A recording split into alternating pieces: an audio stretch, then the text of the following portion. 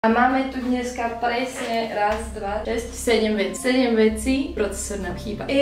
Skladáme počítač, ideme rozbalať komponenty teraz. A keďže ja sa do toho vyznám úplne hovno, tak je hľadám. Ja sa do toho vyznám hovno viac, ale ja som vyberal komponenty.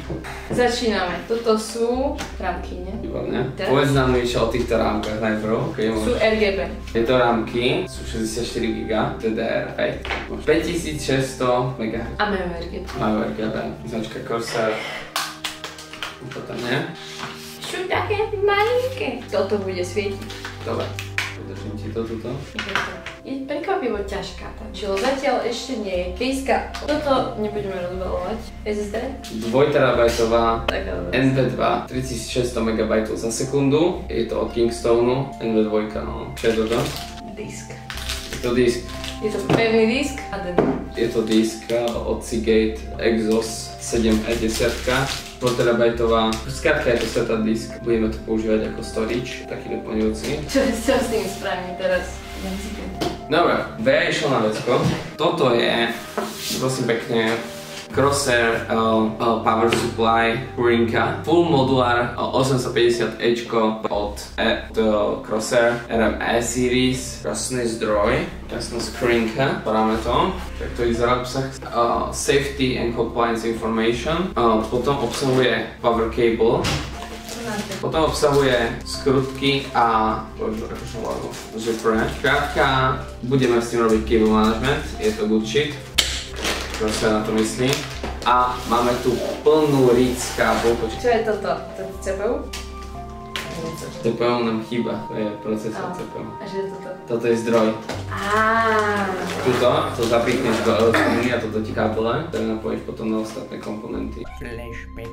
Tuto vidíte, ako otváram matičnú dosku, ktorá mi práve dorazila z Amazonu, ale ešte som nevidel, takže je chybná. Je dosť ťažká.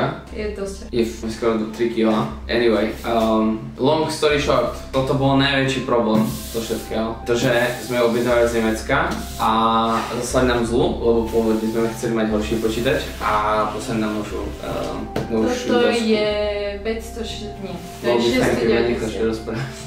690E, my sme chceli 590E. Každopádne sme to vyriešili potom s Amazonom a nechali sme si teda 690D a vymenili sme nejaké ostatné veci, pretože 590 ani nepredávajú, ako teda pôvodne nám tvrdili, že predávajú. Takže tu je naša matičná doska, je to ATX, má to RGBčko nejaké, je to Asus Aurora Sync, má to Wi-Fi, mali by tam byť teda antenky, krem toho čo, je to fakt super, no, je to ROG Strix Z690E Gaming Wi-Fi motherboard. Otváraj prosím pekne. Tada! Je toto krabica v krabici? Je to krabica v krabici. To je aká pekná krabica. Tuto neviem, čo by malo byť, nejaké také, že manuály. Kušenka. To je ROG Hyper M2 card, takže tu si vieš akože... Máme installation guide na DVDčku. Prečo sa tieto tu by mali ísť ďalšie SSDčka. Tu vidím teda, že tu sú na rôzne sloty. Máme oficiálnu kartičku Republic of Gamers.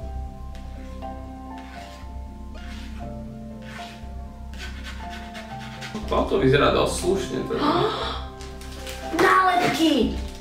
Veľmi pekné nálepky. Toto nám vyriešilo možno aj problém jeden. Čo? Počkaj. Toto musím otvoriť. Čo to je, ďalšie nálepky? Yes! Toto je prosím pekne. Yes, queen. Yes, queen. Toto je prosím pekne držiak na GPU, pardon, na grafickú kartu. Antenka, ako som vravel, malo by to obsahovať a obsahuje to antenku, takúto peknú. Tadadá! VRB Trailers. Žiadna Nvidia tu nebude. AMDčko. Radeon RX 7800 XT. Asi tak. 7800 už je iba 7900 a 7900 XT. Takže sme sa rozhodli pre to. Hlavne Bea sa rozhodla, pretože je to jej počítač a povedala, že ideme pre AMDčko kvôli cene a kvôli tomu vlastne, že sme si porovnávali nejaké benchmarky. Hlavne pre nás je dosť dôležité, že to má 16 GB v RAM.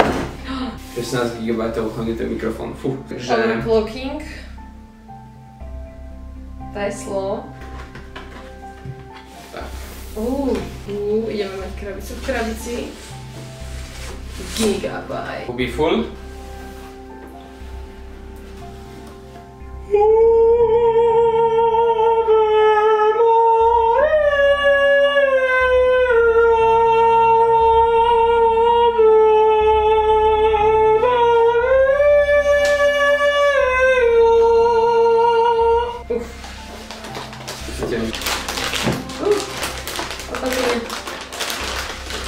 Boom! Extrémne hrubá je.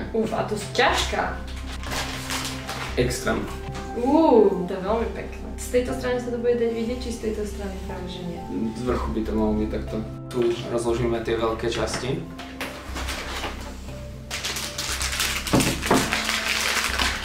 Tu máme všetky viac menej veci. Ešte potrebujeme ventilátory, tie sa dokupujú. Ako som už spomenul, procesor príde. Ešte musíme objednať teda ten nový. Keď sa asi pýtate, kejska, hej, kejska, tu prichádza tohto videa, kejsku nemáme, ale ideme ho postaviť. Tadá!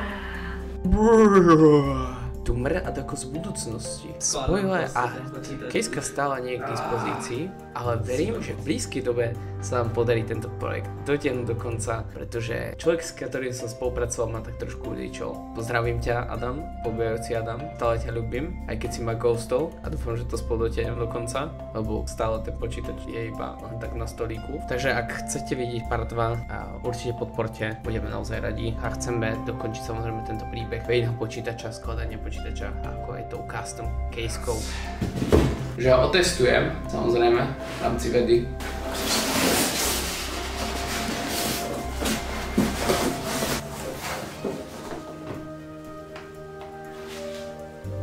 Tak. Malo by to byť hotové. Jednoduchý dôvod. Našiel procesor! Je tu náš krásny, úžasný procesorik. Je prítomný u nás.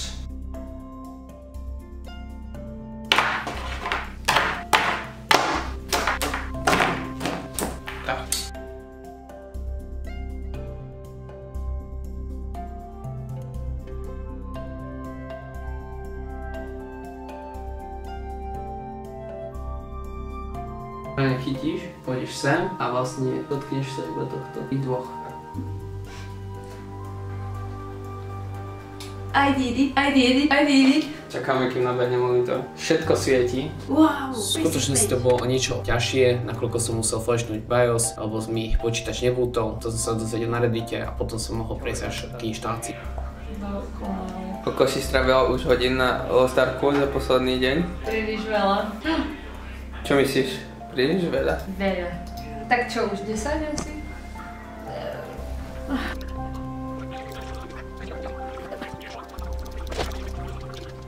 Asi som veľa tých mokokov aj prehliadla. Čo? Ja som veľa tých mokokov prehliadla. Aha.